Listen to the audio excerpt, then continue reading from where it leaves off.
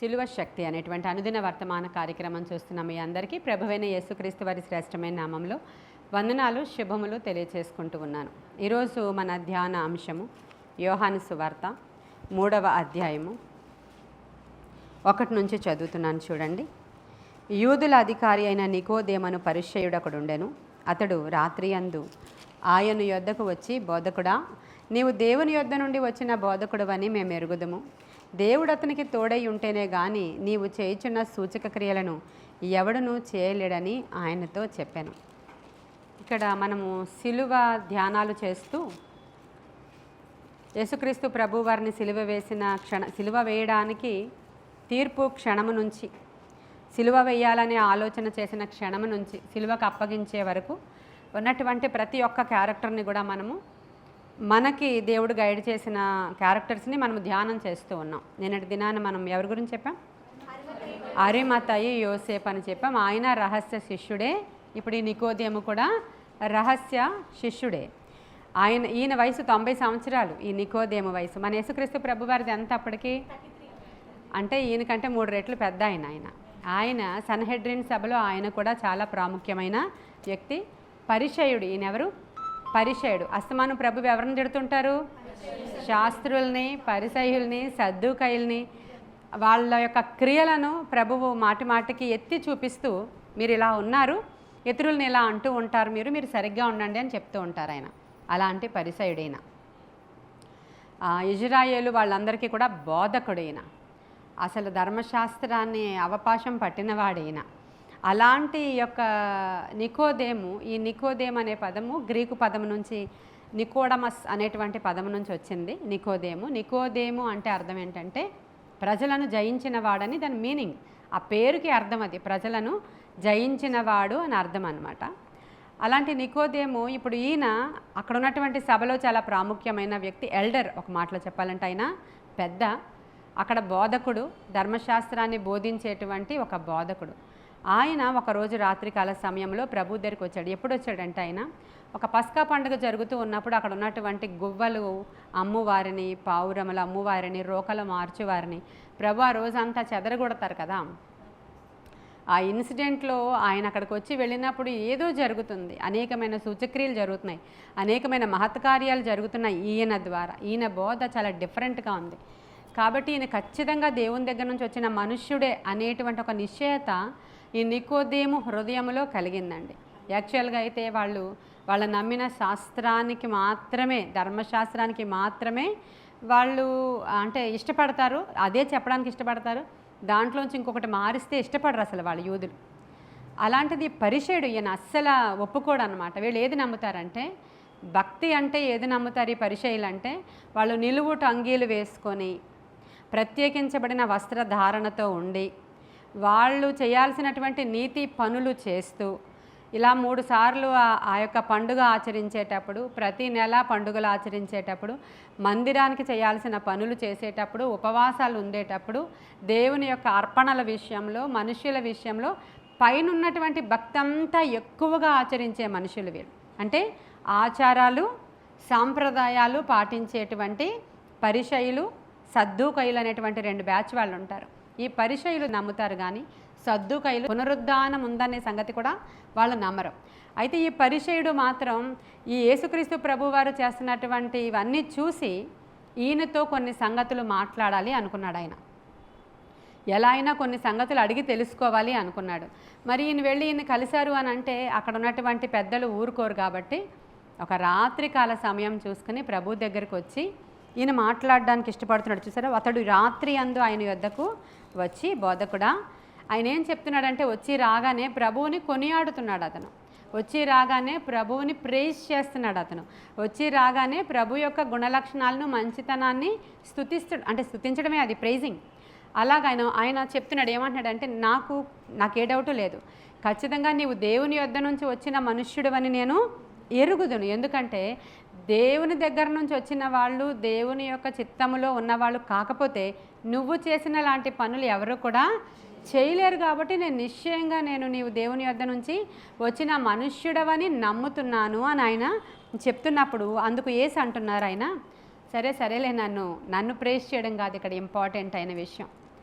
Important ఏంటంటే ఒకడు క్రొత్తగా జన్మించితేనే కానీ ఎవడు కూడా దేవుని రాజ్యంలో ప్రవేశించడు అని చెప్తున్నాడు. అంటే ఈయన దేనికోసం వచ్చాడో ఈయనకి అర్థమైపోయిందా లేదా? ఇప్పుడు మనం దేవుని సన్నిధిలోనికి వచ్చినప్పుడు ఏ ఇంటెన్షన్తో మనం ఇక్కడికి వచ్చామో ఆయనకు తెలిసిపోతుందా తెలీదా? ఆయన్ని వెదికి వచ్చామా, అవసరతల కోసం వచ్చామా, అక్రతల కోసం వచ్చామా, లాభం ఆశించి వచ్చామా, రొట్టెని ఆశించి అంటే ఈరోజు ఇచ్చే బ్రెడ్స్ కాదు, మామూలుగా అక్కడ యేసుక్రీస్తు ప్రభువారిని కూడా వెంబడించే వాళ్ళల్లో వాళ్ళు కొంతమంది రొట్టె కోసమే వచ్చే వాళ్ళు ఉన్నారంట. అలాంటి విధానంలో మాట్లాడుతున్నాను నేను. అలా దేనికోసం వచ్చా, అసలు అతను దేనికోసం వచ్చాడంటే అతనికి ఇంకేజ్ అవుతుంది కదా, అతనికి పరలోకం కావాలి. అన్నీ ఉన్నాయి ఆయనకి, కానీ పరలోకం కావాలి. ఆయన ఇంటెన్షన్ ఏంటో ఈయనకి తెలుసు కాబట్టి ప్రభువు ఏమని చెప్తున్నాడంటే, సరే సరే నువ్వు ప్రేస్ చేస్తున్నావు, నువ్వు నమ్మవు, బాగానే ఉంది, కానీ నీవు పరలోకం చేరాలంటే నీకేం కావాలి? నీటి మూలముగాను ఆత్మ మూలముగాను ఒకడు జన్మించితేనే కానీ వాడు దేవుని రాజ్యాన్ని చేరుకోలేడు అనేటువంటి మాటను చెప్తుండే. అంటే దేవుని రాజ్యము చేరుకోవాలనే ఆశ ఈ నికోదేముకు ఉంది లోపల. అది మేము ఎలా రీచ్ అవుతాము అని అడగడానికి పరలోకము నుంచి వచ్చిన బోధకుడు ఈయన దేవుని చిత్తానుసారంగా ఆయన ఇక్కడికి వచ్చాడని గుర్తెరిగి ఆయనను కలుసుకోవడానికి ఈయన వచ్చినప్పుడు ఆ సంగతులన్నీ మాట్లాడుతున్నాడు. చూడండి, అందుకు నికోదేమంటున్నాడు, ముసలివాడనైననే మనుష్యుడు ఎలాగూ జన్మించగలడు? రెండవ మారు తల్లి గర్భమందు ప్రవేశించి జన్మింపగలడా అని ఆయనను అడుగగా యేసు ఇట్లనను. అప్పుడు చెప్తున్నాడు ఆయన ముందు ఏమన్నాడంటే, ఎవడైనా సరే క్రొత్తగా జన్మించితేనే కానీ దేవుని రాజ్యము చూడలేడు అని చెప్పారు. ఫస్ట్ క్రొత్తగా జన్మించడం అంటే ఏంటి? చాలామంది క్రైస్తవుల యొక్క డినామినేషన్స్ ఉన్నాయి ఇప్పుడు. అంటే అనేక రకాలైనటువంటి డినామినేషన్స్, అది లూథరన్ చర్చ్ అని, బ్యాప్టిస్ట్ చర్చ్ అని, క్యాథలిక్ చర్చ్ అని, మెథడిస్ట్ చర్చ్ అని, ఇంకా పెంతెకోస్తల్ మినిస్ట్రీస్ అని, ఇంకా రకరకాల మిగతా అన్నీ కూడా మామూలుగా చిన్న చిన్న సహవాసాలు. ఇవన్నీ కూడా ఇన్ని డినామినేషన్స్ ఉన్నాయి ఈ లోకంలో. ఎవరైనా సరే వాళ్ళందరూ కూడా మీరు రక్షణ పొందారా, మీరు క్రొత్తగా జన్మించారా అని అడగండి. మీరు ఏం మాట్లాడుతున్నావు నువ్వు? మరి లేకపోతే మేము క్రైస్తవులం కదా, క్రొత్తగా జన్మించడం, నూతన మనసు పొందుకోవడం అలా అడుగుతున్నారేంటి అని అడుగుతారు వాళ్ళు. ఇప్పుడంటే మనకు అర్థమవుతుంది, కానీ ఇది వరకు దినాలలో ఈ మాటలు మాట్లాడితే ఎవరికి అర్థమయ్యేవి కాదు. భక్త సింగ్ గారు ఎక్కువగా ఎవరినైతే కలుస్తారో ఆయన వెంటనే ఫస్ట్ అడిగేది, నువ్వు ఏమంటారు, మారు మనసు పొందావా, నూతన జన్మ నీకుందా అని అడుగుతాడంట ఆయన. నూతనంగా జన్మించామని అడిగితే వాళ్ళకి అర్థం కాదు. ఈ రోజుల్లో వాక్యాలు చాలా ఎక్కువైపోయినాయి కాబట్టి, బోధకులు కొంచెం డీప్గా చెప్పుకొని వెళుతున్నారు కాబట్టి, జ్ఞానం ఎక్కువైంది కాబట్టి, అసలు వాక్యం ధారాళంగా ప్రవహించేస్తుంది కాబట్టి ఇప్పుడు తెలుస్తుంది మీరు నూతన జన్మ అనుభవం మీకు ఉందా అంటే. అలా అని మనం అనుకుంటున్నాం, అందరికీ తెలుసో లేదో కూడా ఇంకా తెలీదు. పుట్టు క్రైస్తవులు ఉంటారు, తరతరాల నుంచి ఇంకా క్రైస్తవులుగా తాతల దగ్గర నుంచి వచ్చేస్తూ ఉంటారు. ఈ తాతగారు క్రైస్తవుడు కాబట్టి ఆ తండ్రి క్రైస్తవుడు, తండ్రి క్రైస్తవుడు కాబట్టి కొడుకు కూడా క్రైస్తవుడే.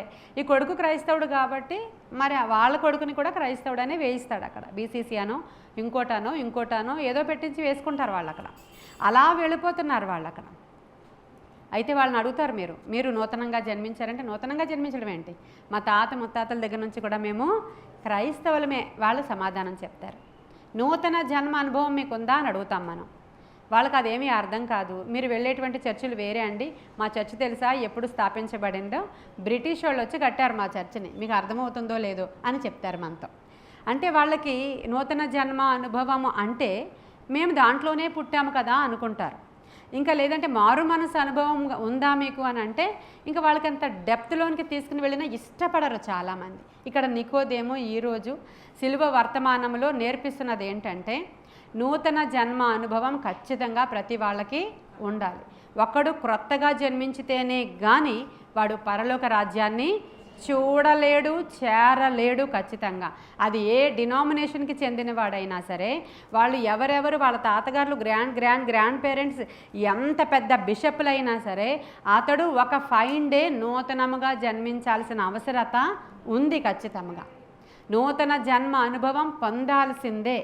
ఆ తర్వాత నూతన జన్మ అనుభవం అంటే ఏంటండి, మరలా పుట్టడం అంటే ఏంటండి అని అడిగాడు ఎవరు, నికోదేము.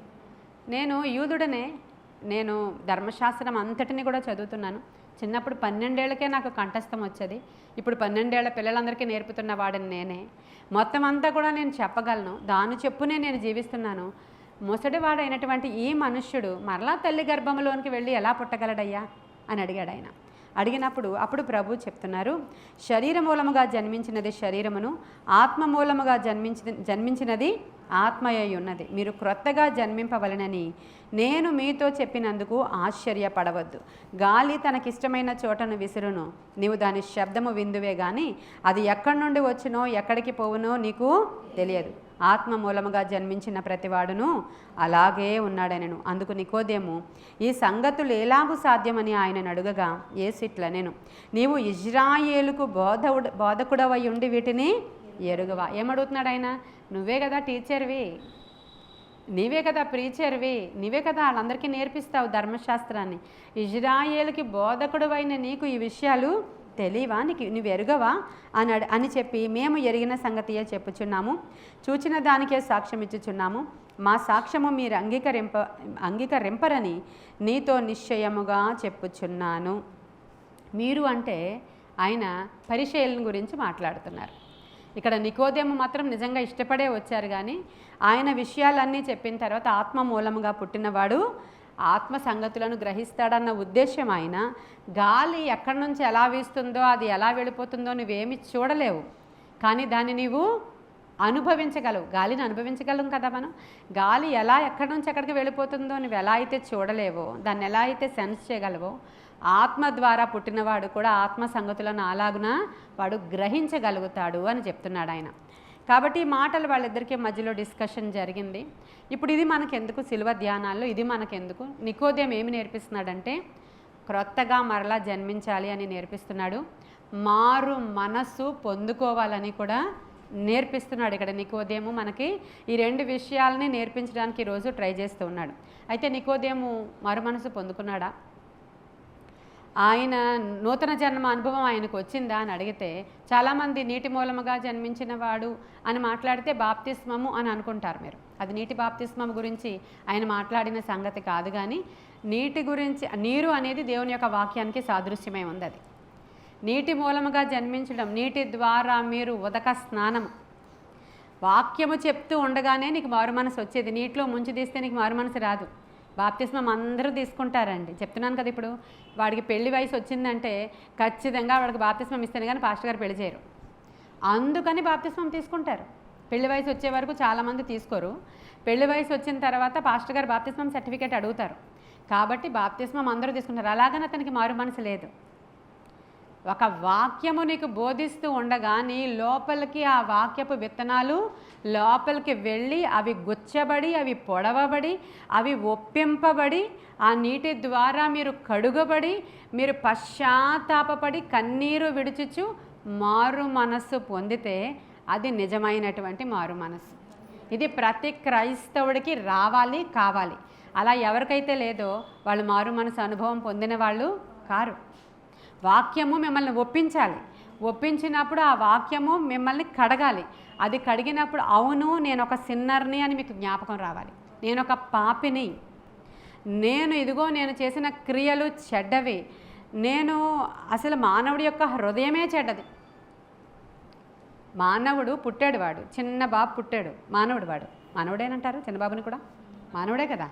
పుట్టిన తర్వాత ఎదుగుతూ ఉన్నాడు. అసలు మానవుడి యొక్క మానవుడి హృదయమో మంచిది కాదు. అది ఎలా ఉందంటే వ్యాధి, ఘోరమైనటువంటి వ్యాధి. దేని లక్షణం? మరణించడానికి ముందు వ్యాధి వస్తుంది, అంతే కదా. ఏదో ఒక వ్యాధి చేత మరణించాలి కాబట్టి ఒక వ్యాధి వచ్చిందంటే అర్జెంటుగా ట్రీట్మెంట్లు ఎందుకు తీసుకుంటారు? అమ్మో చచ్చిపోకూడదు అని, అమ్మో ఈ వ్యాధి ద్వారా మేము పోకూడదు అని, ఈ వ్యాధి ద్వారా మాకు చావు రాకూడదు అని. ఆ వ్యాధికి ట్రీట్మెంట్ జరగకపోతే వాడు చస్తాడు ఎలాగునో, ఈ ఘోరమైనటువంటి వ్యాధికి ట్రీట్మెంట్ జరగకపోతే వాడు చచ్చినవాడు. బ్రతికి ఉన్నాడన్న పేరే కానీ సంఘంలో వాళ్ళెవరు? మృతులు. సగం చైర్లు మృతులే, సగం చైర్లలో బ్రతుకున్న వాళ్ళు ఉంటారు. కొన్ని కాంగ్రిగేషన్స్లో ఆ మొత్తం చైర్లన్నీ చచ్చిపోయిన వాళ్ళే. నేను ఆత్మీయంగా మాట్లాడుతున్నాను. ఇది అంటే ప్రకటన గ్రంథంలో ప్రభు అంటాడు, బ్రతుకున్నాడన్న పేరే కానీ వాళ్ళు మృతులు. కొన్ని సంఘాలలో ఉన్న వాళ్ళట బ్రతుకున్నారన్న పేరే, కానీ వాళ్ళందరూ ఎలాంటి వాళ్ళంటే మృతులైపోయిన వాళ్ళు. బ్రతుకున్న వాళ్ళు ఎవరయ్యా అంటే, ఇదిగో ఎవరైతే ఈ యొక్క హృదయములో రోగముతో ఉన్నారో వాళ్ళు ఏం చేయాలి, ఇప్పుడు బాగు చేయించుకోవాలి దాన్ని. ఆ హృదయము పొడవబడాలి, ఆ హృదయము మార్చబడాలి, అది మెత్తన చేయబడాలి, దేవుని యొక్క వాక్యముతో అది నింపబడాలి, పశ్చాత్తాపపడాలి. అప్పుడు మారు మనస్సు అనే అనుభవంలోనికి వాళ్ళు వెళతారు. ఇది మన జీవితాల్లో ఏదో ఒక టైంలో చాలామంది దాన్ని పొందుకుంటారు. ఒక్కసారి జీవితంలో మారు మనసు పొందుకుంటే సరిపోయిందా అంటే సరిపోదు. నూతన జన్మ అనుభవం ఒక్కసారి ఉంటే సరిపోతుంది. మీరు నూతనంగా జన్మించారు, దీంట్లోకి వచ్చారు. ఇప్పుడు యేసుక్రీస్తు ప్రభువారిని ఎవరైతే సొంత రక్షకుడిగా అంగీకరించారో అప్పుడే వాడు పాతది గతించిపోయాను, ఇదిగో సమస్తము మీకు నూతనమాయను. మీరు నూతన సృష్టిగా మార్చబడిపోయారు. మార్చబడిపోయిన తర్వాత ఇప్పుడు ఈ మారు మనసు అనుభవం అనేది మరి వాక్యము మీకు చెప్తూ ఉండగా మీరు ఒప్పింపబడుతూ ఉండాలి. ఒప్పింపబడుతూ ఉండాలి, మీరు మారాలి. మారిన వాడు ఏం చేయాలి, ఒక త్రాగుబోతున్నాడు, త్రాగుబోతూ మారాడు అని అనడానికి ఏంటి ఒక లక్షణం, వాడు రేపటి నుంచి ఆ త్రాగడం మానేయాలి, అంతేనా? అదేనా లక్షణం? ఇంకేమైనా ఇంకోటి ఉందా? లేదు కదా. వీడు మారాడు అంటే అర్థం ఏంటంటే రేపటి నుంచి తాగకూడదు, అతను వ్యసనం నుంచి విడిపించబడినవాడు. ఈ మారు మనసు పొందినావిడ మారింది అంటే అర్థం ఏంటి, తప్పు వైపు చూడకూడదు, ఇంకా ఒప్పింపబడాలి, అది విడిచిపెట్టాలి, అది మనకి కనబడాలి బాహాటంగా. అది మారు మనసు అనుభవం, అంతేనా? మనస్సు మారి మనము రూపాంతరపరచబడి నూతన సృష్టిగా మార్చబడాలి, అంతే తప్ప కుక్క తన వాంతికి తిరిగినట్లు, పంది మరలా బురదలో పొర్నినట్లు నీవు మాటి మాటికి అదే చేస్తూ నాకు మారు మనసు వచ్చేసిందని ఎంతో పెద్ద సెయింట్ లాగా ప్రవర్తిస్తుంటే ఎలాగవుతుంది? అయిందా? అవుతుందా? కాబట్టి మనం ఏం చేయాలి? ఈరోజు నికోదేము ఇంత పెద్ద లెసన్ చెప్తున్నాడు ఈరోజు మీకు, ఆర్డినరీ విషయం కాదు. ఎవడైతే ఆ నీటి ద్వారాను ఆత్మ ద్వారాను మరలా పుట్టి మళ్ళీ తల్లి గర్భంలోనికి వెళ్ళిపోయి మరలా నూతన జన్మ అనుభవం అంటే ఏంటయ్యా అని అడిగినప్పుడు, నీవు ఇశ్రాయేలుకు బోధకుడివే, ఈ మాత్రం నీకు అర్థం అవ్వట్లేదా అని అడిగారు ప్రభు. అంటే అతను చాలా పండిపోయిన వ్యక్తి కాబట్టి ఆయన అడిగినప్పుడు ఆయన రాత్రి ఆయనతో డిస్కషన్ అయిపోయిన తర్వాత ఆయన వెళ్ళిపోయాడు, ఇంకా భారంతో వెళ్ళిపోయాడు, హృదయ భారంతో. ఆయన హృదయంలో ఒక పెద్ద భారముతో వెళ్ళిపోయాడు. ప్రభువుని అప్పుడే ఒప్పేసుకున్నాడు ఆయన. ఎవడైతే క్రీస్తుని ప్రభువు అని ఒప్పుకుంటాడో వాడు క్రీస్తుని అంగీకరించినట్లే. ఆయన ఏమన్నాడంటే, నువ్వు పైనుంచి దిగి వచ్చినటువంటి వాడవనియు, దేవుని యొక్క శక్తి నీ మీద లేకపోతే, దేవుని యొక్క కృప నీ మీద లేకపోతే, దేవుడు నీకు తోడుగా లేకపోతే నీవు ఇవన్నీ చేయలేవనియో నేను ఎరుగుదునని ఎప్పుడైతే తన నోటితో ఒప్పుకున్నాడో అప్పుడే ఆయన రక్షణ పొందుకున్నాడు. యేసు క్రీస్తుని ఎవడైతే ఒప్పుకుంటాడో వాడు రక్షించబడిపోయిన వాడే. కాబట్టి ఈయన అప్పుడే రక్షించబడిపోయాడు. ఇప్పుడు ఆయన హృదయము మార్చబడడం, ఆ ట్రాన్స్ఫర్మేషన్ జరుగుతుంది నెమ్మదిగా. జరుగుతున్నప్పుడు ఇంకా రాణువ వారు తీసుకొచ్చి ఈయనకి ఇంకా తీర్పు ఇవ్వడానికి జరుగుతూ ఉంటే కొంతమందిని పంపించారు ప్రభువుని పట్టుకుని రావడానికి, అరెస్ట్ చేసి తీసుకొని రావడానికి. పంపిస్తే వాళ్ళు వెళ్ళి ఆయన మాట్లాడుతూ ఉంటే ఇంకా అలా ఉండిపోయారు వాళ్ళు. ఇంకా అలా ఉండిపోయారు ఆయన మాట్లాడుతూ ఉంటే. మాటలన్నీ అయిపోయిన తర్వాత ఆమెను కూడా చెప్పేశారు ఆయన. ఆమెను చెప్పక వీళ్ళు ఆమెను చెప్పి వెనక్కి వచ్చారు. వచ్చేసిన తర్వాత ఆయన పట్టురాలేదని అడిగినప్పుడు గవర్నమెంట్ వాళ్ళు అడిగినప్పుడు, ఆ మనుష్యుడు మాట్లాడినట్లు ఎవరునూ ఎప్పుడునూ హల్లెలూయా మాట్లాడలేదు, మేము ఆయన బోధకు మేము ఆశ్చర్యపడిపోయామని చెప్పినప్పుడు అప్పుడు నికోదేము ఇంటర్ఫియర్ అవుతున్నారు అక్కడ. చూద్దాం, యోహాను సువార్త 7వ అధ్యాయము 45 నుంచి. ఆ బంట్రౌతులు ప్రధాన యాజకుల యొద్దకును పరిసయ్యుల యొద్దకును వచ్చినప్పుడు వారు, ఎందుకు మీరు ఆయనను తీసుకొని రాలేదని అడుగగా, ఆ బంట్రౌతులు ఆ మనుష్యుడు మాట్లాడినట్లు ఎవడునూ ఎన్నడునూ మాటలాడలేదనిరి. అందుకు పరిసయ్యులు, మీరు కూడా మోసపోతిరా? అధికారులలో కానీ పరిసయ్యులలో కానీ ఎవడైనను ఆయన యందు విశ్వాసం ఉంచేనా? అయితే ధర్మశాస్త్రం ఎరుగని ఈ జన సమూహము శాపగ్రస్తమైనదని వారితో అనెను. అంతకు మునుపు ఆయన యొద్దకు వచ్చిన నికోదేము వారిలో ఒకడు. ఆయన దగ్గరికి వచ్చినటువంటి వాళ్ళలో నికోదేము కూడా ఉన్నాడు అక్కడ. పరిసయ్యులే అడుగుతున్నారు, మీరు కూడా మోసపోయారా? ఆయన దగ్గరికి వెళ్ళి ఆ మాటలు ఆ మాయలో పడిపోయారా? మీరు కూడా అలాగే అయిపోయారా ఆయనలాగా అని చెప్పి వాళ్ళు అడుగుతూ ఉంటే అప్పుడు ఇంకా ఈయన ఇన్వాల్వ్ అవుతున్నాడు. ఎవరు? నికోదేము. ఇప్పుడు ఎవడైతే నూతన జన్మ అనుభవం పొందుకున్నాడో వాడు దేవుని గురించి మాట్లాడకుండా ఉండలేడు. ఎవడైతే దేవుని యొక్క ఆత్మను పొందుకుంటాడో వాని కడుపులో నుంచి జీవజల నదులు, హల్లెలూయా, అవి కడుపులో నుంచి జీవజల నదులు ఊరతాయి. ఉండలేడు వాడు. దేవుని మాటలు ఎవరికి చెప్పకుండా మౌనంగా ఉండి అసలు మాకు సంబంధం లేదు, మేము అఫీషియల్స్, మేము వస్తాం పోతాం అంతే అనుకున్నవాడు నూతన జన్మ అనుభవం పొందుకున్నవాడు కాదండి. ఎవడైతే దేవుని ఆత్మ సంబంధియో వాడి కడుపులోంచి ఎక్కడి నుంచో జీవజల ఓటలు ఇప్పుడు లోపల నుంచి వచ్చేస్తున్నాయి. నికోదేముకి ఆగలేకపోతున్నాడు. పరిచయుల మధ్యలో ఉన్నాడు. మామూలు విషయం కాదు. పరిచయుల దగ్గర ఆయనకి వంతు పాడడం అంటే మామూలు విషయం కాదు. ఆయన ఎలా మాట్లాడుతున్నాడో చూడండి. ఆయన అంటున్నాడు 51వ వచనములో, అతడు ఒక మనుష్యుని మాట వినక మునుపు, వాడు చేసినది తెలుసుకొనక మునుపు మన ధర్మశాస్త్రం అతనికి తీర్పు తీర్చునా అని అడుగగా, వారు నీవును గలిలయుడవా అని ఆయనను అడుగుతున్నారు. నీవును గలిలయుడవా, విచారించి చూడము, గలిలయలో ఏ ప్రవక్తయు పొట్టడనిరి. అంతటా ఎవరి ఇంటికి వాళ్ళు వెళ్ళిపోయారు.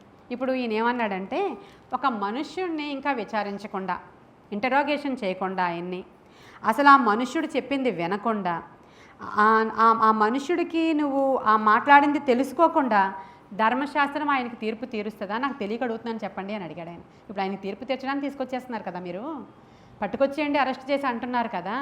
అసలు ఆ మనుష్యుడిని ఇంకా పూర్తిగా మీరు విచారణ చేయకుండా ధర్మశాస్త్రం ఇచ్చిన పనిష్మెంట్ అతనికి ఇచ్చేయడానికి ధర్మశాస్త్రం ఒప్పుకుంటుందా అని ఆయన తరఫున మాట్లాడేసరికి వీళ్ళు అడుగుతున్నారు, నువ్వు కూడా గలిలేడువా? ఆ గలిలేల నుంచి ఏమన్నా మంచిది వస్తుందని నీకు తెలుసా? అక్కడంతా చెత్త బ్యాచే ఉండేది, ఆ బ్యాచ్లో ఆయన అని చెప్పారు వాళ్ళు మన లాంగ్వేజ్లో. నువ్వు కూడా నమ్మేస్తున్నావా? నువ్వు కూడా ఏం మాట్లాడుతున్నావు? నువ్వు గలిలేల నుంచి ఏదైనా మంచిది వస్తుందా? ఆయన గలిలేయుడు, నువ్వు కూడా గలిలేయుడువా చెప్పు, అక్కడ నుంచి ఏమైనా మంచిది వస్తుందా అని చెప్పు, అంతేనా రాసింది అక్కడ అని అడుగుతున్నారు. అంటే ఈయన ఇప్పుడు ఈయనకి మొదలవుతుంది లోపల ఉన్నటువంటి ఓట. నోటితో ఆయనే ప్రభువని, ఆయన దేవుని యొద్ద నుంచి వచ్చిన వాడని ఆయన ప్రభుతో మాట్లాడి ఒప్పుకున్నవాడు నికోదేము. అయిపోయింది అక్కడికి. ఆ తరువాత ఆయన మనస్సు మారింది, ఆయన ప్రభువని ఒప్పుకున్నాడు. నూతనమైనటువంటి ఆయన ఆత్మ ఇప్పుడు లోపల నుంచి పనిచేస్తుంది. ఆయన ఆ జీవపు ఊట ఇదే కదా, నేను ఇందాక ఒకే మాట చెప్తున్నాను, మీరు వినండి. ఎవడైతే దేవుని యొక్క ఆత్మను టేస్ట్ చేస్తాడో లేదంటే పొందుకుంటాడో వాని కడుపులో నుంచి జీవధారలు ఎలాగైతే ఉబ్బుకుతాయో ప్రవహిస్తాయో ఇప్పుడు ఈ నికోదేములో నుంచి లోపల నుంచి ప్రవహిస్తున్నాయి. నేను నిన్న చెప్పాను ఈయన ఒక్కరే ఉన్నారు సన్హెడ్రిన్ సభలోనని, ఇప్పుడు ఇద్దరున్నారనమాట అక్కడ. కానీ వీళ్ళు రహస్యము, వీళ్ళు రహస్య ఏమంటారు ఫాలోవర్స్, రహస్యముగా శిష్యులు. యేసయ్య ఏజ్ అంతా, ఈ శిష్యులు ఏజ్ అంతా. ఒకసారి చూడండి మీరు ఇక్కడ, యేసయ్య ఏజ్ ఎంత ఉంది, ఆయన శిష్యుడు నికోదేము. ఇప్పుడు ఈయన ఏజ్ 90 సంవత్సరాలు. ఈయన రహస్య శిష్యుడు అంట ఆయనకి. కాబట్టి ఇప్పుడు ఈయన ఆ మాట అన్నాడు. అనిన తరువాత ఇంకా వాళ్ళు ఈయన విచారించారు, తీసుకొచ్చి విచారించినప్పుడు ప్రభు కూడా ఏమంటున్నారు, మీరు అన్నట్లే అంటే, నువ్వు రాజువా అని అడుగుతారు వాళ్ళు, మీరు అన్నట్లే. ఆ తర్వాత ఇంకా చాలా అడుగుతారు, ఆయన మౌనంగా ఉన్నాడు. ఎన్నో అడుగుతారు, ఆయన మౌనిగా ఉన్నాడు. వద్దకు తేబడిన గొర్రె వలె ఆయన మౌనముగా ఉన్నాడు. ఆయన ఏం చెప్పలేదు ఇంకా, ఎందుకంటే ప్రజలందరూ ఈయనకి విరోధం అయిపోయారు కాబట్టి, యూదులే సొంత మతమే ఆయనని చంపేస్తుంది కాబట్టి. అంతే కదా, ఇప్పుడు ఎవరు చంపుతున్నారు? మనం అనేక సందర్భాల్లో ఇప్పుడు గొడవలు జరుగుతున్నాయి. వేరే మతస్థులు క్రైస్తవ మతస్థులని చంపేస్తున్నారు, మతోన్మాదులు వీళ్ళని చంపేస్తున్నారని ఇప్పుడు మనం చూస్తున్నాం. ఇప్పుడు హాట్ టాపిక్ జరుగుతుంది కాబట్టి చాలా జాగ్రత్తగా ఉండాలి, చాలా జాగ్రత్తగా ఉండాలని. యేసయ్యని చంపింది ఎవరు? సొంత మతస్థులే. ఇప్పుడు మనల్ని చంపాలనుకుంటే వేరే మతస్థులకి సాధ్యమే, సొంత మతంలో వాళ్ళు కూడా ఇప్పుడు ఏం చేస్తున్నారు, ఎక్కువగా ఎవరైనా మంచిగా వెళుతూ ఉంటే వాళ్ళ మీద బురద చల్లుతూ ఉన్నారు, సొంత మతస్థులే. ఇంకా పైగా వాళ్ళని చంపేయాలని కూడా చూస్తున్నారు, ఎవరు? సొంత మతస్థులే. ఇంకా వాళ్ళని అక్కడ యేసయ్యని సిలువ వేసింది సొంత మతస్థులే, అక్కడ అది జరిగింది అక్కడ. ఇప్పుడు ఈ నికోదేము గారు ఆత్మతో నింపబడినట్లుగా మనం ఇక్కడ చిన్న ఎవిడెన్స్ ద్వారా చూస్తున్నాము. మారు మనసు పొందుకున్నాడు, యేసే క్రీస్తుని ఆయన నోటితో ఒప్పేసుకున్నాడు. ఈ లోపల తీర్పు జరిగిపోతుంది. వీళ్ళందరూ రహస్యంగా ప్రభువుని వెంబడిస్తున్నారు. జరిగిపోయింది తీర్పు, ఆయన్ని సిలువ వేసేశారు. ఇప్పుడు ఈ అరిమతయి యోసేపు వచ్చి పిలాతుని అడుగుతున్నాడు, నాకు ఆ బాడీ కావాలి క్రీస్తుది, మాకు నువ్వు అప్పగిస్తావా అని అడగగానే ఓకే చెప్పగానే ఈయన ఆ బాడీని దించడానికి వెళ్ళారు. ఈ అరిమతయి యోసేపు కొంతమంది స్త్రీలు కూడా వీళ్ళందరూ కూడా సహాయం చేసి వాళ్ళు దించినప్పుడు అరిమతయి యోసేపు యొక్క ప్రేమ, వీళ్ళందరూ నిస్వార్థమైనటువంటి దేవుని ప్రేమను రుచి చూసి ప్రభువుకి అర్పణలు అర్పించుకున్నటువంటి శిష్యులు వీళ్ళు. అర్పణలు అర్పించుకున్నారు వీళ్ళు, మంచి అర్పణలు అర్పించుకున్నారు. ఈ నికోదేము ఎంత ఆ యొక్క బోళాన్ని తెచ్చాడో తెలుసా మీకు? 150 సేర్లు. అంటే అసలు ఆయన ఎంత ధనవంతుడో ఎస్టిమేషన్ వేయలేరు మీరు. బహుశా అంబానీ గారు అంత ధనం ఉంటుంది ఆయనకి, అవునా? తెలుసా? 150 ఎత్తు అగరు బోళాన్ని తెచ్చాడంట ఆయన. ఆయన అంత ఎత్తు అగరు బోళాన్ని తెచ్చి ప్రభు బాడీకి పూయడానికి, అది చాలా కాస్ట్లీ అది పట్టుకుని వచ్చాడు. ఆయన ప్రేమను చూపించడానికి నికోదేమి అర్పించిన అర్పణ అండి అది. నికోదేము తీసుకొచ్చినటువంటి అర్పణ, ప్రభువుని ప్రేమించిన వాడు ప్రభువుకి ఇచ్చినటువంటి అర్పణ అది. నికోదేము తీసుకొచ్చి ప్రభువుకి ఆ అర్పణ అర్పించినప్పుడు అదంతా కూడా చుట్టి దాని తర్వాత ప్రభువుని ఆ యొక్క సమాధిలో, అరిమతయి యోసేపు సమాధిలో వీళ్ళందరూ కలిసి ఆయన్ని బరియాలు చేయడం అనేది అక్కడ జరిగింది. ఇప్పుడు ఈ నికోదేము రహస్య క్రైస్తవుడు, రహస్య శిష్యుడు. తర్వాత ఆయన సన్హెడ్రిన్ సభలో లేడు, ఆయన దేవుణ్ణి ప్రకటించుకుంటూ ఉన్నాడు. ఆయన ఎంతవరకు బ్రతికాడో మనకి ఎవిడెన్స్ లేదు. నిన్న ఆయన అయితే ఎప్పుడు చనిపోయాడో చెప్పాను, అది రాసి ఉంది కాబట్టి. నికోదేము గురించి ఇంకేమీ రాసలేదు. కాకపోతే ఆయన ప్రభువు కొరకు ప్రకటించడం మొదలుపెట్టిన తర్వాత ఆయనను హతసాక్షిగా చంపేశారని మాత్రం ఆ పుస్తకాలలో రాసి ఉంది. నికోదేము కూడా ప్రభువు కొరకు హతసాక్షి అయిపోయాడు. ఇది నికోదేము చరిత్ర. కాబట్టి సిలువ దగ్గర మనం ఏమి నేర్చుకుంటామంటే ఖచ్చితంగా మారు మనసు అనుభవం మనకి రావాలి. నూతన జన్మ అనుభవం ప్రతి క్రైస్తవునికి ఉండాలి. ప్రతి క్రైస్తవుడికి అది కావాలి. నువ్వెంత బాండ్ క్రిస్టియన్ అయినా కూడా ఒక దినాన నూతన జన్మ అనుభవం పొందుకొని, నీకు మారు మనసు పొందుకొని ప్రతి దినము కూడా దేవుని ఆత్మ చేత నింపబడాలి. మరి బహిరంగంగా తీసుకునేటువంటి నీటి బాప్తిస్మము, దేవుని దగ్గర నుంచి వచ్చినటువంటి ఆత్మ బాప్తిస్మము, రెండు కూడా పొందుకుంటేనే వాడు దేవుని రాజ్యానికి వెళతాడు అని ఇతనితోనే యేసుక్రీస్తు ప్రభువారు క్లియర్గా చెప్పారు. కాబట్టి ఈరోజు మీరు పొందుకున్నారా మారు మనసు? నూతన జన్మ అనుభవం మన అందరికీ ఉందా? ఉంది, ఇంక దాంట్లో డౌట్ లేదు. కానీ ప్రతిదినము కూడా ఈ వాక్యపు వెలుగులో ఉదక స్నానము చేస్తున్నామా లేదా? స్నానం చేస్తున్నాం కదా. మన దగ్గర ఏ పాపపు వాసన ఇక మీదట, ఎందుకంటే రోజు స్నానం చేసే వాళ్ళ దగ్గర పాపపు వాసన రాదు. కాబట్టి మీరు మారారు అనడానికి సైన్ ఏంటి? ఆ ముందు తాగిన వాడు రేపు తాగడు ఎలాగునో, ముందు నీవు పాపము చేసిన నీవు రేపు కూడా ఆ పాపం నీలో కనబడకూడదు. ఇంకా ఇప్పటి వరకు చాలా వాటిని విసర్జిస్తూ ఉన్నాం మనం, తెలియని గుంట నక్కలు. మన జీవితంలో మనకు తెలియకుండా ఉండేటువంటి అసూయని, ఈర్ష్యని, ద్వేషమని, ఇంకా ఇవన్నీ కూడా మామూలువి. ఇంకా శరీరాశ, నేత్రాశ, జీవపు డంబానికి సంబంధించిన అనేకమైనటువంటి ఇంకా పిల్ల చెట్లు, అవి చిన్న చెట్లు అంతేనా, పిలకలు, అవన్నీ కూడా ఆ తోటలో వస్తూ ఉంటాయి. వీటన్నిటిని కూడా తీసి పారవేస్తూ, నికోదేము మెయిన్ ఇంటెన్షన్ ఏంటంటే నిత్యరాజ్యం, పరలోకానికి వెళ్ళాలి అనే ఆశతోనే ప్రభు దగ్గరికి వచ్చాడు. లేకపోతే ఆయనకు అంతా తెలుసు. ఇప్పుడు అబ్రహాం ఎలా వెళ్ళిపోయాడు దేవుని దగ్గరికి, అలా వెళ్ళిపోతాడు. కానీ ఆయన ఆశ ఏంటంటే, అరిమతయి యోసేపు ఆశ కూడా నీతిని రాజ్యాన్ని వెతుకుతూ వచ్చాడు. ఆయన దేవుని రాజ్యాన్ని వెతికే నీతిమంతుడు అంట ఆయన. ఈయన ఆశ ఏంటంటే, నేను పరలోకం చేరుకోవాలి, ఇదే నా యొక్క ప్రధానమైనటువంటి ఉద్దేశ్యము అని ప్రభువుని వెతుకుని వచ్చినట్లు ఈరోజు మనందరి ఉద్దేశం అదే ఉండాలి. మనందరి ఉద్దేశము పరలోక రాజ్యానికి చేరాలి ఖచ్చితంగా. మరి ఇదిగో నీ లోపల ఈ లోపం ఉంది అని నేను నీకు చెప్పినప్పుడు అది విడిచిపెట్టావా లేదో నేనే చెప్పాలి మళ్ళీ నీకు, లేకపోతే నువ్వే చెప్పాలి. నేను మారు మనసు పొందుకున్నాను, గత రాత్రి నాకు ఇలాంటి ఎన్కౌంటర్ అయింది, నాకు దేవుడు నా దగ్గరికి ఇలా వచ్చి నన్ను సంధించారమ్మా, అప్పటి నుంచి నా యొక్క జీవితంలో గొప్ప మార్పు జరిగిందండి. నేను మునుపున్న దానను కాను, నేను మారాను. సౌలు పౌలుగా మారాడనడానికి ఎంత పెద్ద ఎవిడెన్సో.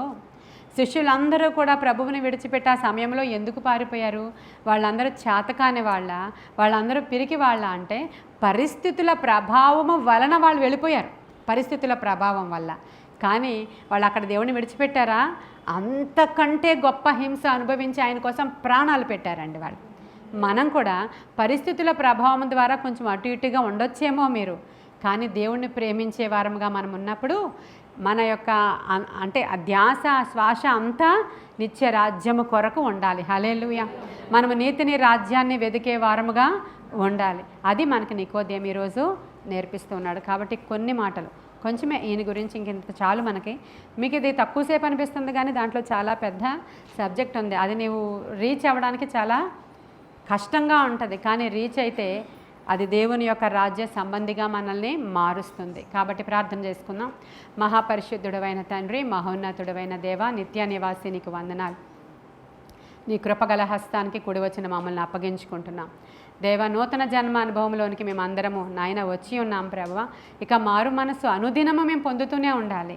ప్రతిదినము నీ వాక్యము చేత మేము ఉదక స్నానము చేస్తూనే ఉండాలి ప్రభువా. అనుదినము నీ వాక్యము చేత మేము కడగబడుతూనే ఉండాలి. ఆత్మశక్తితో మేము నింపబడాలి నాయన. మొదట మీ నీతిని రాజ్యాన్ని వెదికే మంచి సత్క్రైస్తవుల వలె మమ్మల్ని ఉంచండి ప్రభువా. అప్పుడు మాకు అన్ని సమకూడి జరుగుతాయి. మేము అడగాల్సిన అవసరత లేదు. అడగక మునిపే మా అక్కరలు ఎరిగిన వాడవు నీవు. కాబట్టి సమస్తము సమకూడి జరిగించగల సామర్థ్యము గల మహారాజువి నీవు నాయన. నీ యొక్క తోటలో మేము నాటబడి ఉన్నాము ప్రభువా దేవా. నాయన నీ సిలువ యాగము దగ్గర అందరూ ఎన్ని త్యాగాలు చేశారో మేము జ్ఞాపకం చేసుకున్నాం. ఈరోజు వారు ఎంతో గొప్పవారని మాట్లాడుకుని ఊరుకోవడానికి కాదు, ఈ దినాలలో మేము సిలువ సాక్షులుగా ఉండడానికి ప్రభువా, ఆయన సన్నిధిని ప్రకటించడానికి ప్రభువా, ఆయన నోటి వలె మేము మార్చబడడానికి ప్రభువా, ఆయన ఆత్మకార్యాలు మేము చేయడానికి ప్రభువా, అగ్నిలో నుంచి లాగినట్లుగా అనేకులను కొరివిలో నుంచి లాగడానికి తండ్రి ప్రార్థించే ప్రార్థన యోధులుగా మమ్మల్ని తయారు చేయండి నాయన. సత్యములో నడవడానికి సహాయం చేయండి. గొప్ప కార్యాలతో మమ్మల్ని నింపి నడిపించి మీరు మహిమ పొందుకోమని వినుచున్న వారందరికీ మారు మనసు అనుభవాన్ని దయచేయమని, రక్షణ భాగ్యాన్ని దయచేయమని, నూతన జన్మ అనుభవాన్ని దయచేయమని నజరేయుడైన యేసయ్య నామములో అతి మిక్కిలి వినయముగా అడిగి ప్రార్థించి వేడుకొని పొందుకొని ఉన్నాము మా ప్రియ పరలోకపు మా తండ్రి. God bless you.